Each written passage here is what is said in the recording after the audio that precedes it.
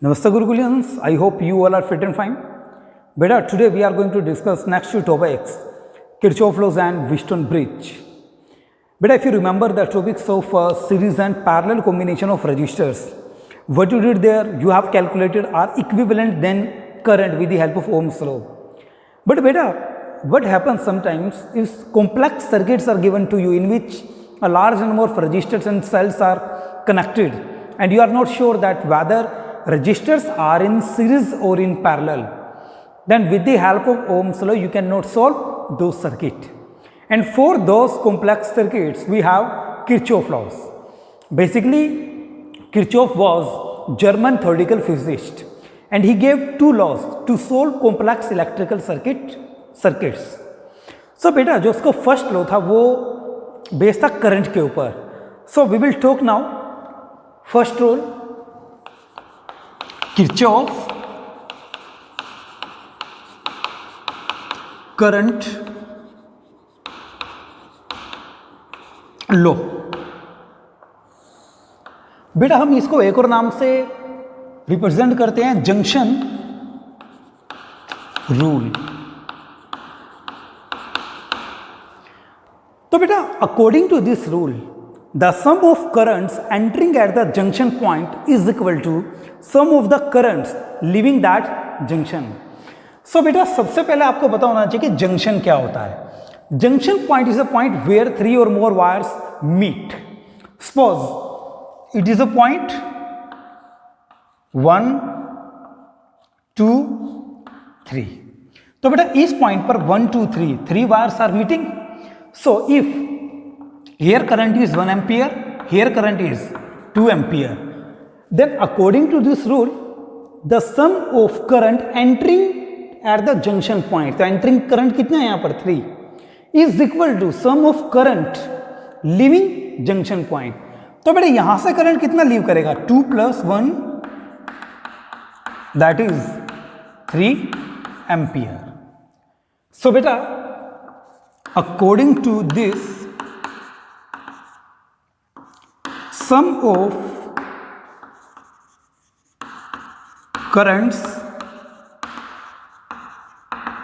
entering junction point is equal to sum of currents leaving the junction point. Clear? Okay बेटा, यदि आप इसके principle की बात करो, it is based on the law of conservation of charge. So बेटा ये एक नंबर में पूछ लिया जाता है कि किसके ऊपर ये लॉ बेस होता है. On the based on conservation of charge. Okay बेटा, आप यदि कंजर्वेशन ऑफ चार्ज को यहां पर देखें, यहां पर 1 एम्पियर है तो मैं यहां पर मान लेता हूं dq/dt. यहां पर 2 एम्पियर है, इसको मान लीजिए dq/2/dt. यहां पर लिविंग करंट 3 एम्पियर है, लेट इट इज dq/3/dt. तो बेटा इस पॉइंट पर यहां पर dq/dt क्या रिप्रेजेंट कर रहा था कि टाइम के रिस्पेक्ट में कितना चार्ज फ्लो हो रहा है. क्लियर? तो dq/dt plus dq/2/dt is equal to dq/3/dt. इसका मीनिंग समझे, 1 सेकंड में जितना चार्ज यहां से फ्लो कर रहा है इन 1 सेकंड उतना ही चार्ज यहां से फ्लो करेगा. क्लियर? ओके, नेक्स्ट बेटा हम इसकी एक और डेफिनेशन बना सकते हैं. द sum of या the algebraic sum of currents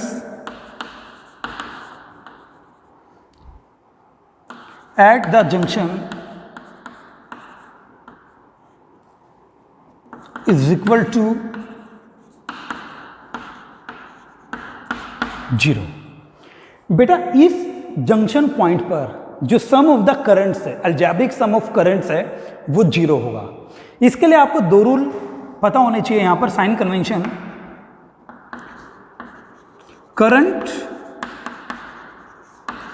towards junction you have to take positive, and बेटा current leaving junction you will take negative. So बेटा यदि मैं इस पॉइंट ए की बात करता हूं, दैट पॉइंट ए, चलो देखते हैं। Current towards junction positive we have to take, 1 ampere is towards the junction, so plus 1 ampere, 2 ampere is towards the junction, so 2 ampere. बेटा यहां पर 3 एम्पियर लीव कर रहा है, तो current leaving the junction we have to take negative, तो -3 ampere and it will give 0। So बेटा यहां पर हम एक इक्वेशन क्या बना सकते हैं कि जो सम ऑफ करंट है एट द जंक्शन वो क्या बन जाता है 0, तो summation of current is equal to 0। आपको रिमेंबर क्या रखना है कि जो करंट जंक्शन के पास आए you have to take sign convention as positive, and for the current which is leaving the junction point you have to take negative sign, and total current at this junction should be 0। Okay बेटा physics में हमेशा दो बातें ध्यान रखना। यदि मैं positive की बात करूँ, सपोज करंट फ्लो कर रहा है पॉजिटिव टू नेगेटिव, ठीक है। यदि मैं कहता हूँ कि कहीं पर साइन कन्वेंशन नेगेटिव आ गया, तो बेटा नेगेटिव का मीनिंग होता है कि जो फ्लो है, जैसे इलेक्ट्रॉन करंट के अपोजिट में फ्लो करता है, ठीक है, तो उसकी जो वेलोसिटी है उसके लिए हम नेगेटिव साइन दे देते हैं। क्यों? क्योंकि इलेक्ट्रॉन फ्लो कर रहा है in opposite to direction of current, तो जब भी नेगेटिव की मैं बात करता हूं, negative represents the opposite direction. Clear? Okay बेटा, it is all about your Kirchhoff first law. बेटा जो जंक्शन है इसको बताने के लिए मैं एक और एग्जांपल आपको बता देता हूं।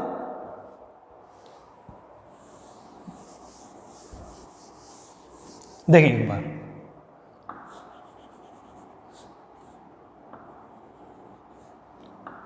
you have a circuit like this। Okay बेटा, ये कोई बैटरी मान लो 2 वोल्ट, 4 वोल्ट, 2 ओम, 3 ओम।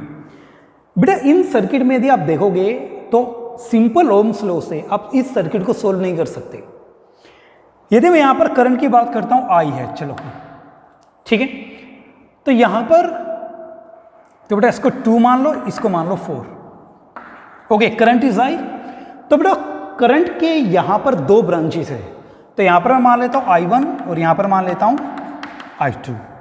बेटा यदि मैं इस पॉइंट की या इस पॉइंट की बात करूं, यहां पर कितनी बार मीट कर रही है 2, लेकिन यहां पर 1 2 3 बार, तो ये कौन सा पॉइंट होगा? Junction point. In the same way इस पॉइंट पर 1 2 3 wires are meeting, it means it is a junction point. तो इन जंक्शन पॉइंट पर आप किरचॉफ करंट लॉ को यूज कर सकते हो। तो यहां पर जो I की वैल्यू है वो किसके इक्वल होगी?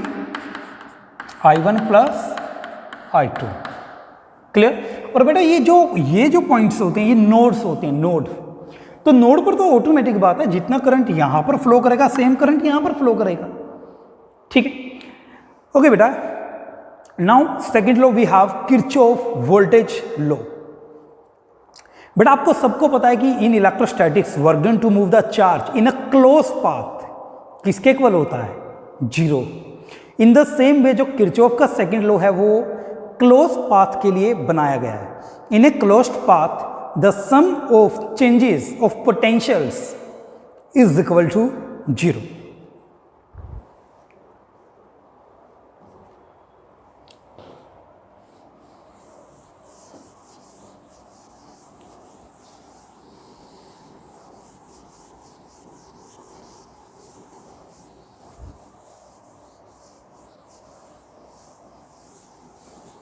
ओके बेटा, Kirchhoff's voltage law in short form KVL, और जो लास्ट था किरचॉफ करंट लॉ को हम लिख सकते थे KCL। Clear? According to this law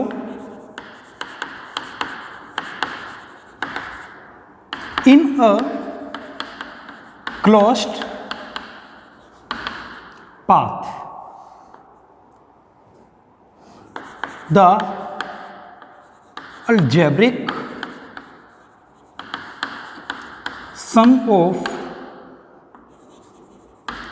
change in potential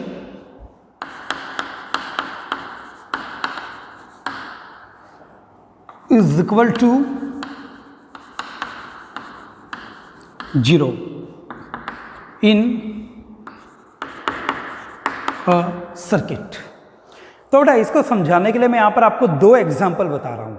इसके कुछ रूल भी होते हैं. रूल के बारे में मैं आपको कुछ भी नहीं बताने वाला हूँ, सीधा मैं ट्रिक बताने वाला हूँ. उस ट्रिक से आप बिल्कुल जो KVL है उसको अप्लाई करना सीख जाएंगे. तो सबसे मेन बात होती है कि how to apply the KVL.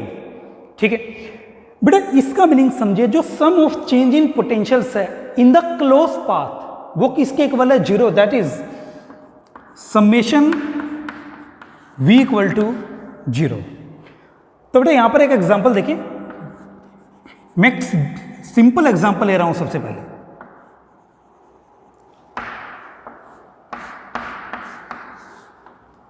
Okay, this is a circuit given to you. Let it is 3 volt, current is I. Clear? So suppose it is 2 ohm, it is 3 ohm, and you have to calculate the current. But with the help of simple Ohm's law you can calculate it. लेकिन मैं इसी circuit में KVL apply करके बताऊंगा आपको. तो बेटा यहां पर पॉइंट मान लो A, B, C and D. तो यहां पर मैं क्लोज लूप मानने वाला हूं ABCD. मैं A से चला और A पर ही आ गया. तो इन द क्लोज लूप ABCD सबसे पहले करोगे क्या आप? यहां से चले तो सबसे पहले यहां पर क्या आया? बैटरी का टर्मिनल, नेगेटिव टर्मिनल. तो बेटा जब चलते हुए आप नेगेटिव टर्मिनल पर पहुंचो then you have to take negative sign. So यहां पर नेगेटिव साइन, वैल्यू कितनी है पोटेंशियल की? 3. तो -3. क्लियर? सेकंड, अब आप ऊपर जा रहे हो तो करंट आपकी ही डायरेक्शन में है. तो सबसे पहले करंट 2 ohm के अक्रॉस फ्लो करता है. तो जब करंट आपके फ्लो की डायरेक्शन में हो then you have to take positive sign. तो इस रजिस्टर के लिए पॉजिटिव साइन. तो यहां पर पोटेंशियल कितना है? 2 × I. ओके बेटा, यहां पर देखिए अब जब करंट यहां पर आया तो आपकी ही डायरेक्शन में फ्लो कर रहा है. तो 3 × I प्लस साइन. अगेन यहां पर कुछ नहीं है, अगेन A पर पहुंचे तो अलजेब्रिक सम ऑफ वोल्टेजेस कितना है? 0. क्लियर? तो यहां पर 3 = 5I, दैट इज I = 3/5. और ये आना भी चाहिए था. ठीक है, कैसे? ओके बेटा, यहां पर लिख देता हूं मैं 3 = 5I, देयरफॉर I = 3/5. ये आना भी चाहिए था क्योंकि करंट किसके इक्वल होता है? Voltage divide by resistance. Voltage कितना है? 3. Total resistance 3 + 2 5. क्लियर? तो बेटा जब भी KVL लगाओगे सबसे पहले ध्यान क्या रखोगे? आपको एक क्लोज लूप लेना है. सेकंड, आप जैसे यहां से चले तो सबसे पहले जो भी टर्म आए, यहां पर मान लो बैटरी की मैं बात करता हूं तो बैटरी का नेगेटिव टर्मिनल यहां पर आ रहा है. क्लियर? तो नेगेटिव टर्मिनल यदि यहां पर आ रहा है then you have to take negative sign. Potential है 3. यदि करंट आपकी ही डायरेक्शन में फ्लो कर रहा है, clear, then you have to take positive sign. तो इस रजिस्टर्स के अक्रॉस पोटेंशियल कितना हुआ? 2 × I विद पॉजिटिव साइन. यहां पर भी और आप और direction of current same direction में हो तो +3I = 0. ठीक है? ओके बेटा, यदि मैं इसको रिवर्स करता हूं, सपोज करो यदि मैं लूप को लगाता हूं DCBA, DCBA यहां से चले और वापिस यहां तक आ गए. सबसे पहले बात करता हूं मैं, यहां से चला तो सबसे पहले कौन आया? 3 ohm.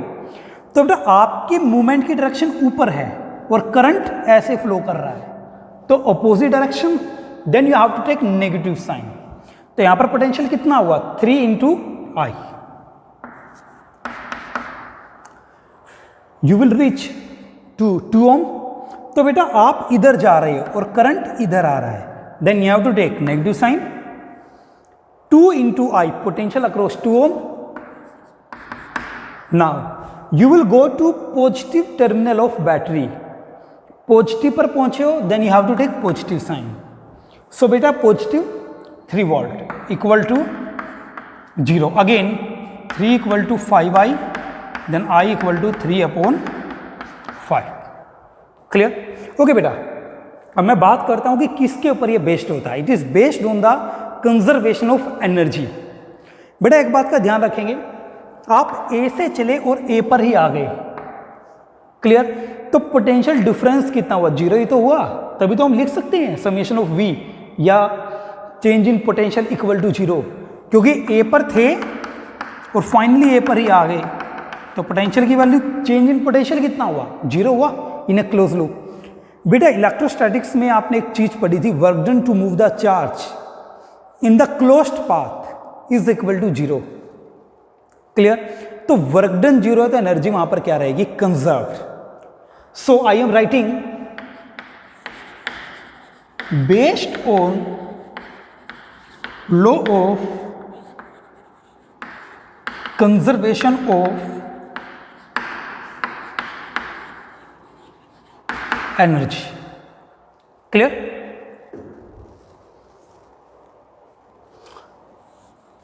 ओके बेटा, सेकंड एग्जांपल देखें।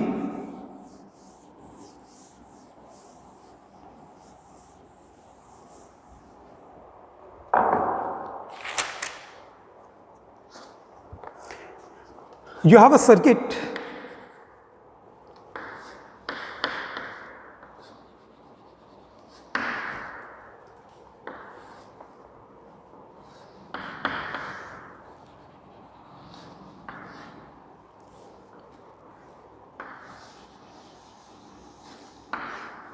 like this, 8 volt, 2 ohm, 6 volt, 1 ohm, 4 ohm and यहाँ पर current I1, here current is I2 and here current is I. A, B, C, D, E, F. And what you have to do, calculate potential across 4 ohm. बेटा इस register के across आपको potential drop बताना है। बेटा इस circuit को ध्यान से देखें, ये कॉम्प्लेक्स सर्किट आता है, यहां पर बीच में सेल्स भी गिवन है आपको, ये रजिस्टर्स भी है। अब ना तो ये रजिस्टर सीरीज में ना ही पैरेलल में है देखा जाए, तो बेटा यहां पर हमें किरचॉफ लॉज की रिक्वायरमेंट पड़ती है। क्लियर? ओके बेटा, हमारे पास एक सर्किट डायग्राम गिवन है, यहां पर I1, I2 एंड यहां पर I हमें गिवन है। तो 4 ओम के क्रॉस वोल्टेज ड्रॉप कितना होगा, सबसे पहले वो लिख लें। यदि if I know about this current, then I can calculate the potential across this 4 ohm, then it will be equal to 4 into I, that is 4I. तो my aim is to calculate the value of I. Clear? Okay बेटा, अब मैं यहां पर क्या करूंगा, KVL यहां पर मैं अप्लाई करूंगा। और एक और चीज, जहां पर जंक्शन होता है वहां पर आपको क्या अप्लाई करना होता है, KCL भी। ठीक है? ओके बेटा, in close loop, in closed loop, सबसे मैं ले रहा हूं A, B, C, D, A। A, B, C, D, A। यहां पर देखिए ध्यान से, A से चले, सबसे पहले आप कहां पहुंचे, positive terminal of battery. Positive है तो पॉजिटिव साइन, तो 8। नाउ आप इधर चल रहे हो और करंट आपके अपोजिट डायरेक्शन में है, then you have to take negative sign. तो यहां पर पोटेंशियल कितना है, करंट कितना है यहां पर I2, 2 इंटू I2। नाउ यहां तक पहुंचे, अगेन यहां तक, बेटा यहां पर करंट ऐसे फ्लो कर रहा है I1, क्लियर, और आपकी डायरेक्शन भी ऐसी ही है। Then plus I1 into 1 plus I1। Now you will reach to negative terminal of this battery, तो नेगेटिव साइन, तो -6 again 2A is equal to 0। So बेटा यहां से हमारे पास इक्वेशन आ गई I1 minus 2I2 is equal to -8 plus 6 that is -2। तो फर्स्ट इक्वेशन। ओके बेटा, now in close loop DCFE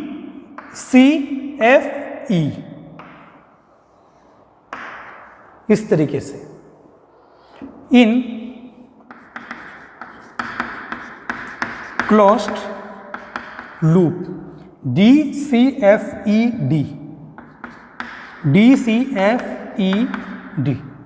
तो बेटा सबसे पहले आप यहां से चले तो पॉजिटिव टर्मिनल पर आप पहुंचे तो +6, देन आपके जो मूवमेंट है I1 के अपोजिट है, नेगेटिव साइन, तो बेटा potential across 1 ohm I1 into 1 that is I1। Now यहां तक पहुंचे, बेटा 4 ओम के क्रॉस करंट इधर फ्लो कर रहा है और आप इधर मूव कर रहे हो, तो नेगेटिव साइन, तो नेगेटिव यहां पर पोटेंशियल कितना है 4 इंटू I, तो negative 4I। Again you will reach to point D is equal to 0। Okay, now बेटा यहां से देखते हैं I1 plus 4I equal to 6, this is second equation. बेटा दो इक्वेशन तो हमने KVL से ले ली, एक इक्वेशन और लेंगे हम यहां, क्योंकि यहां पर हमारे पास 3 वेरिएबल्स हैं I1, I and I2। So for solving these circuits we need 3 equations, 2 equation I have derived, third equation। बेटे यहां पर देखे at the this junction point, यहां पर I1 I2 मीट कर रहे हैं और यहां से लीव कौन कर रहा है I, तो बेटा इस जंक्शन पर eight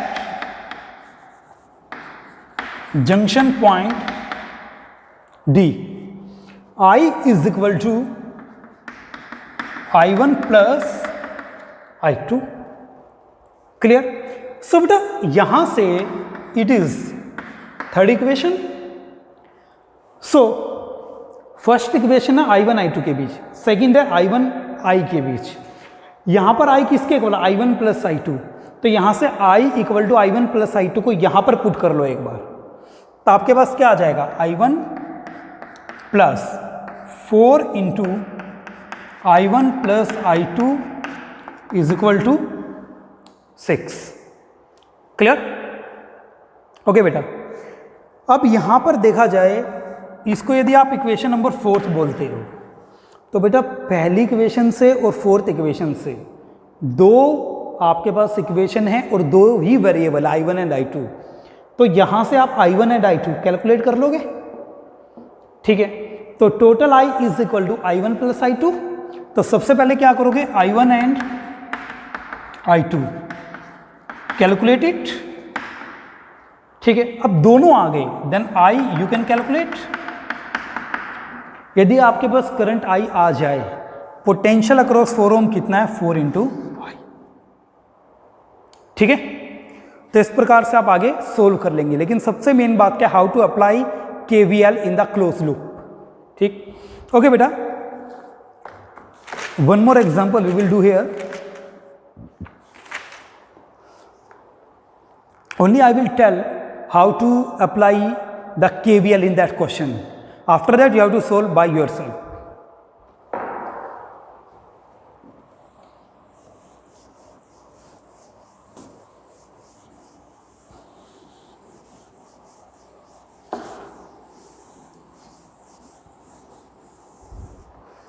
Okay beta, look.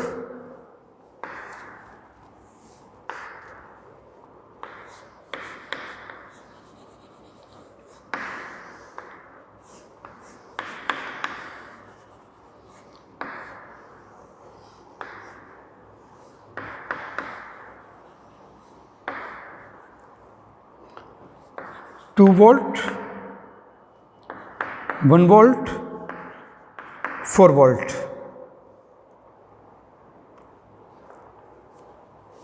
4 ohm, 3 ohm, 2 ohm. ठीक है? ओके बेटा, what you have to do, you have to calculate the values of current in each branch. यहां पर कितना करंट है, यहां पर कितना और यहां पर कितना है.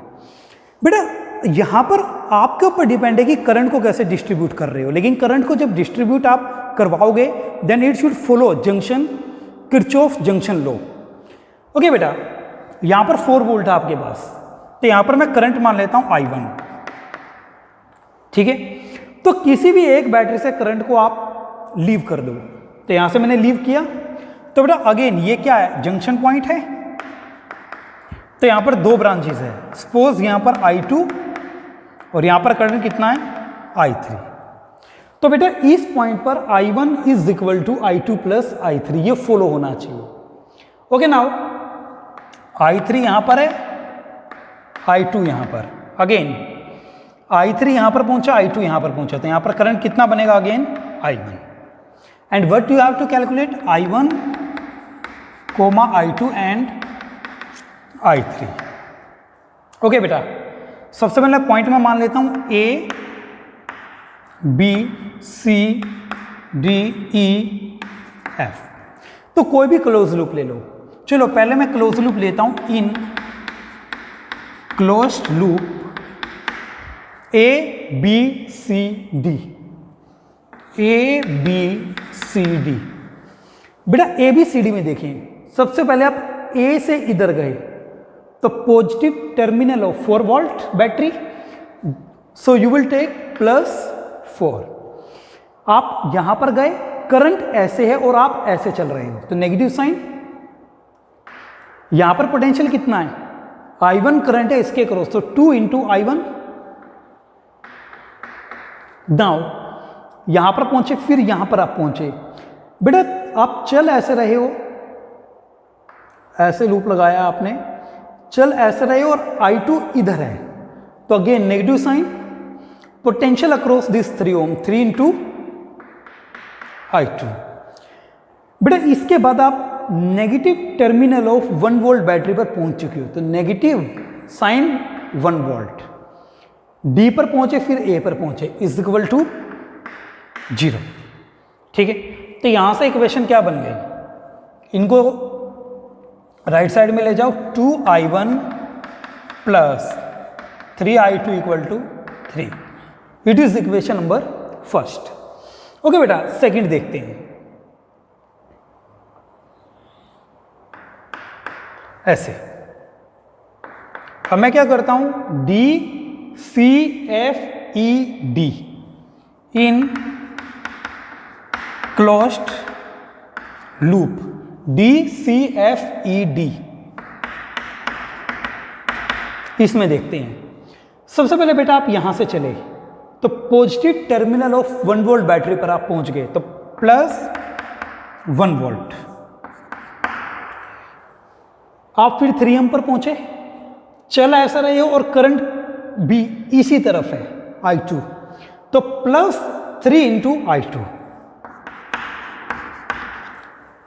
नाउ यहां पर पहुंचे, फिर बेटा I3 इधर है और आप चल इधर रहे हो, तो negative sign, potential across this 4 ohm, 4 into I3.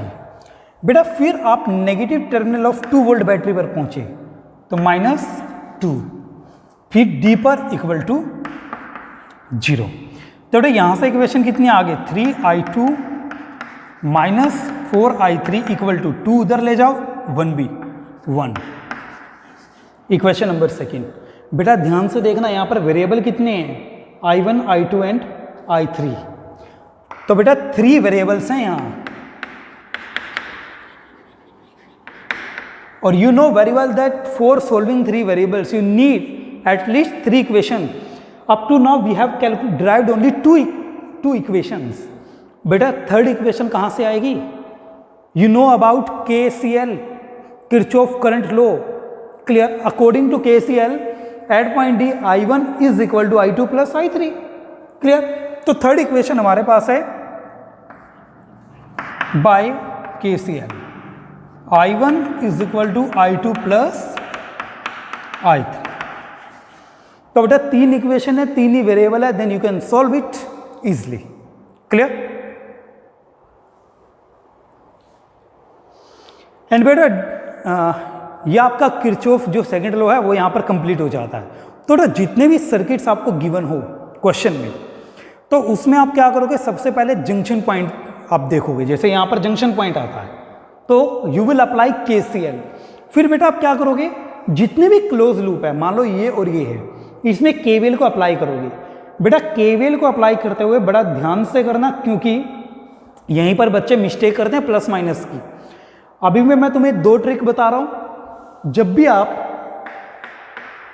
जैसे मान लो यहां से चले तो हम यहां पर पॉजिटिव टर्मिनल ऑफ बैटरी पर पहुंचे तो प्लस साइन लोगे, यदि आप नेगेटिव पर पहुंचे तो नेगेटिव साइन। ठीक है? कोई भी रजिस्टर है, ऐसे करंट ऐसे फ्लो कर रहा है और आप भी इधर ही चल रहे हो इस साइड, ठीक है, देन यू विल टेक पॉजिटिव पोटेंशियल अक्रॉस इट, तो पॉजिटिव साइन। इसके लिए R मान लो R इंटू I। ठीक है? यदि कोई रजिस्टर आपको गिवन है, करंट ऐसे फ्लो कर रहा है और आप ऐसे चल रहे हो, तो दोनों में अपोजिट है, तो negative sign you will take. तो negative potential across this register.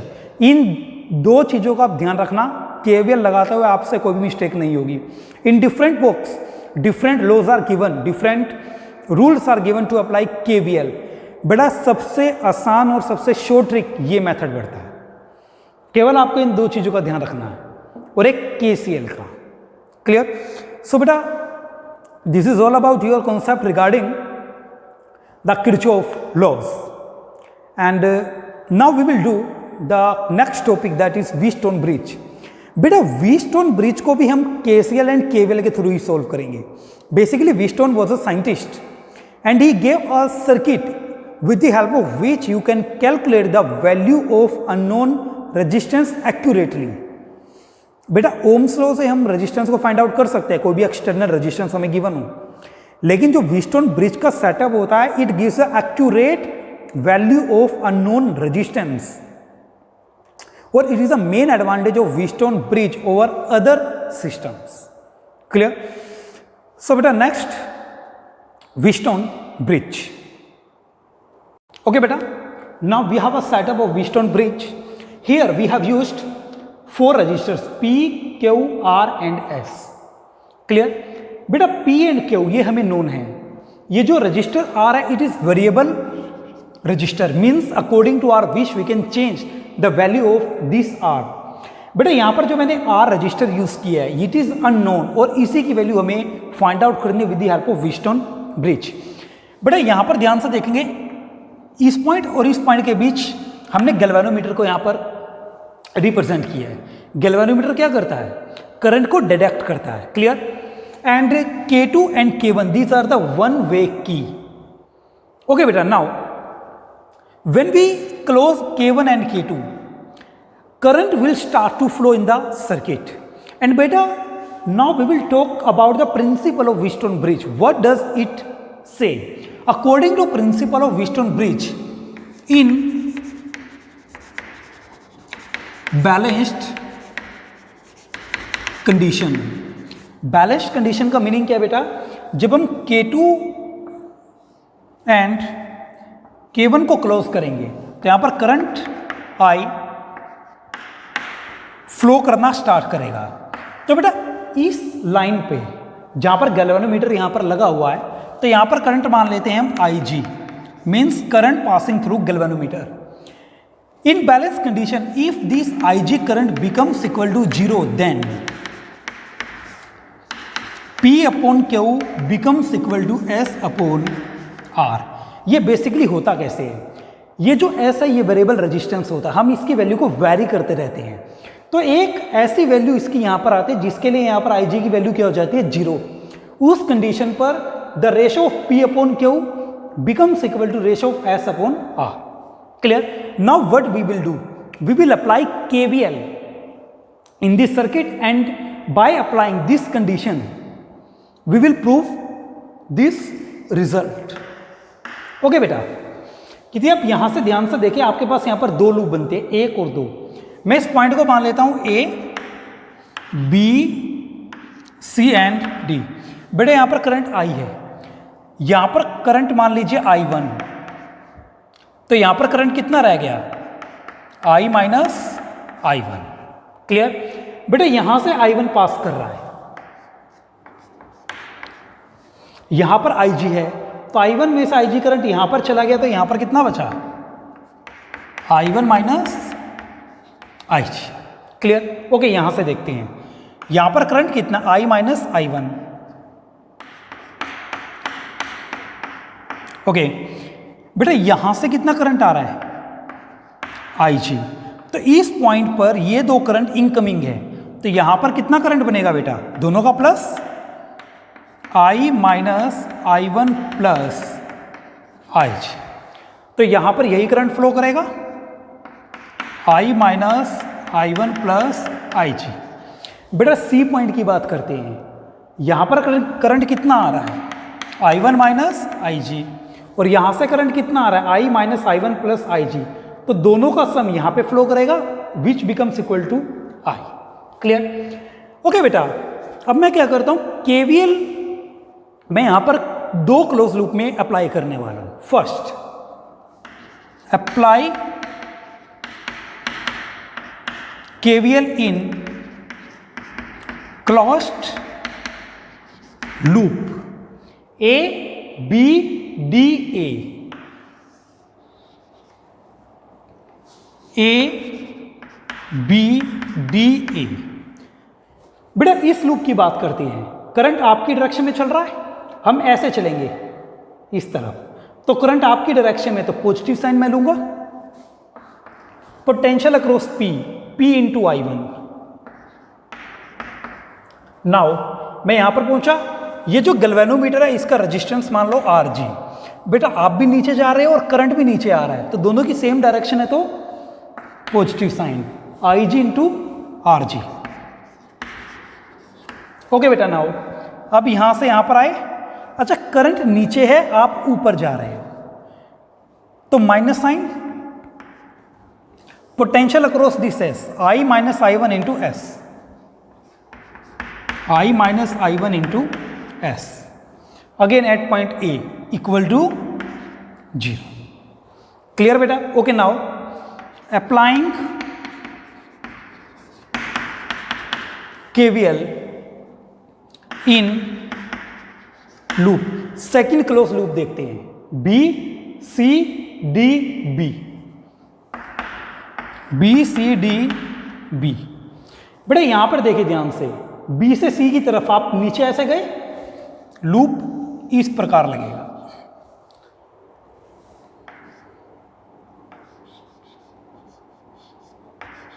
Okay आप भी नीचे हो, करंट भी नीचे की तरफ फ्लो कर रहा है, तो plus sine into potential across Q into I1 minus IG।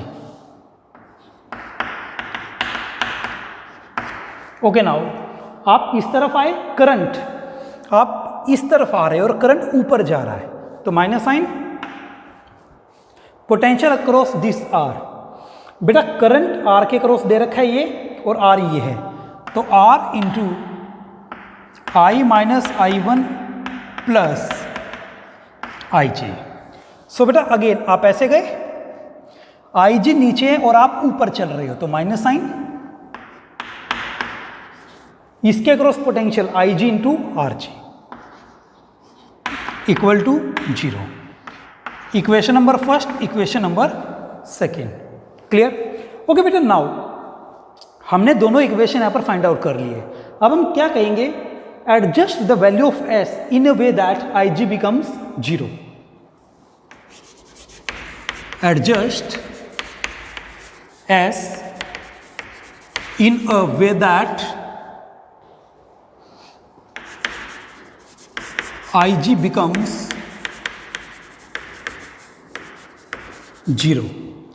So beta equation number first will become I1 P into I1 या I1 इंटू P हम लिख सकते हैं। IG की वैल्यू 0 है तो ये 0 हो गई, minus I minus I1 into S equal to 0। ठीक है, ओके बेटा, इक्वेशन नंबर सेकंड देखते हैं। यहां पर Q into I1 minus IG है, जब IG की वैल्यू 0 हो जाएगी तो यहां पर तो 0 पुट हो जाएगा, तो Q into I1 minus R, ऐसे कैसे, यहां पर IG की वैल्यू 0 तो R into I minus I1,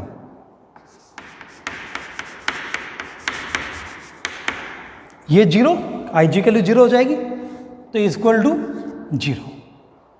clear, okay बेटा। नाउ अब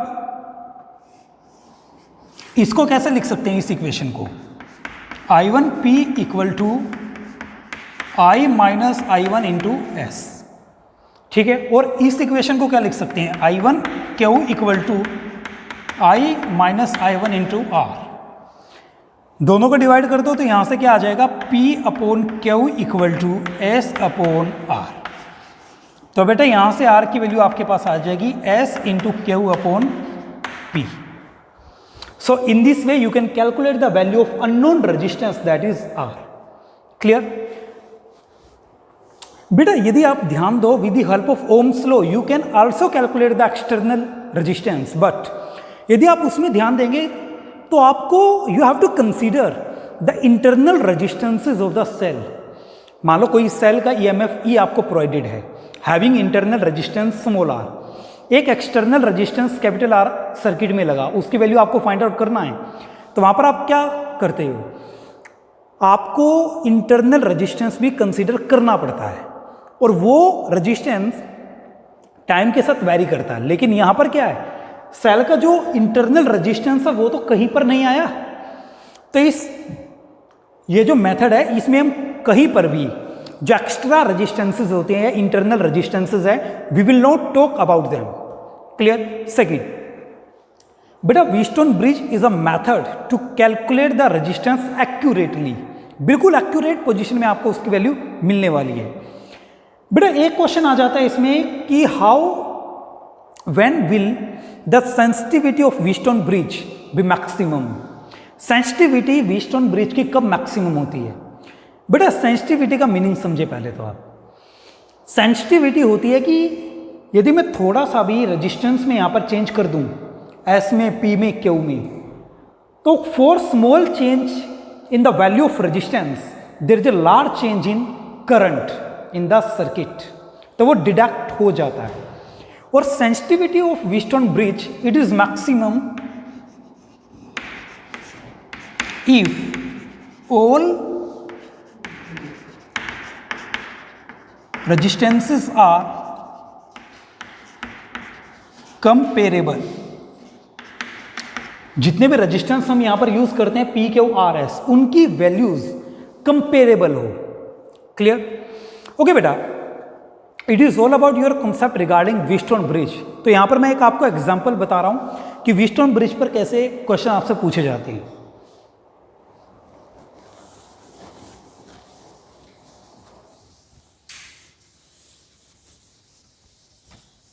Okay, look.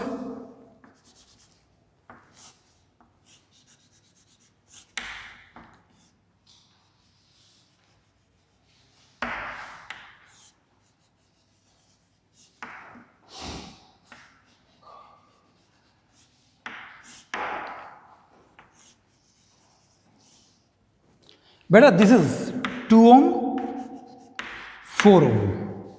It is 4 ohm, 8 ohm, and this value is given as suppose 5 ohm. Then calculate R equivalent. Clear? बेटा R equivalent निकालने के लिए सबसे पहले तो आप ट्राई करो सीरीज एंड पैरेलल कॉम्बिनेशन को। उसकी हेल्प से यहां पर आप R equivalent नहीं निकाल सकते। क्यों? क्योंकि ना तो ये सर्किट सीरीज में ना ही पैरेलल में, ये कॉम्प्लेक्स में आ जाता है। लेकिन यदि आप इसको P की तरह कंसीडर करो, ये Q, this R and this S। Clear. बेटा यदि P upon Q is equal to S upon R है, तो इस लाइन में करंट कितना बनेगा, 0। यदि यहां पर करंट की वैल्यू 0 है, then it means you can neglect this resistance.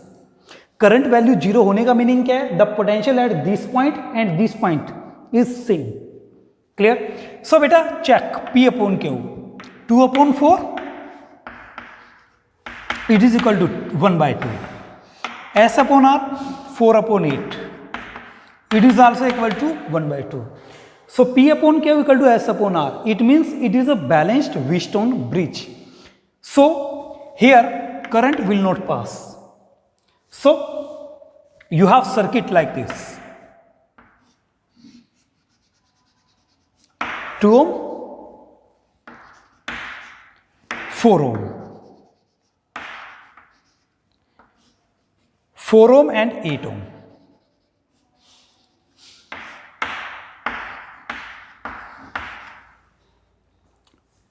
Clear? क्योंकि इन बिटवीन जो रेजिस्टेंस है 5 ओम वी विल नेग्लेक्ट इट। और ये बात हमेशा ध्यान रखना, जब भी P upon Q ratio S upon R के इक्वल बन जाए तो इन बिटवीन जो भी रेजिस्टेंस होता है you have to neglect, because at this point and at this point the potential is same. So बेटा यहां पर कितना है 6, यहां पर कितना है 12, 6 ओम